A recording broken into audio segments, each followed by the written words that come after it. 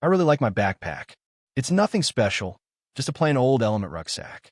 But I picked it out myself, and it's pretty much the only piece of fashion branded gear I actually own.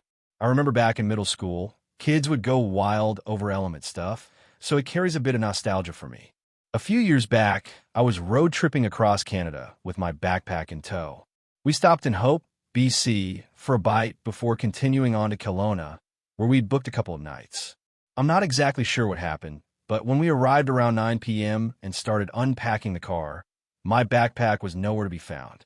Now keep in mind, this bag had everything: my passport, house keys, iPad, Canadian cash, favorite hoodie, phone charger.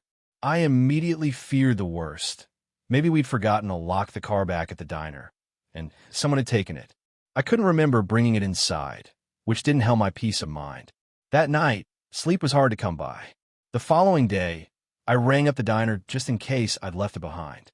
The sweetest girl answered and confirmed there was indeed a backpack left there. I asked if she'd be able to ship it out to Kelowna and just deduct whatever it cost from the cash in the envelope inside the bag. She didn't hesitate, said she'd send it out that evening. I hung up the phone, completely relieved.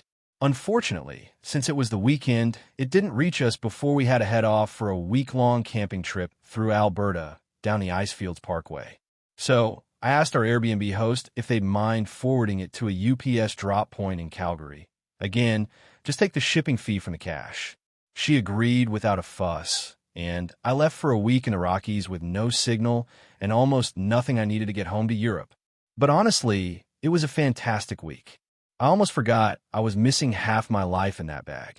It reminded me of Bilbo in The Lord of the Rings. I want to see mountains again, Gandalf. Mountains! And then find a PL.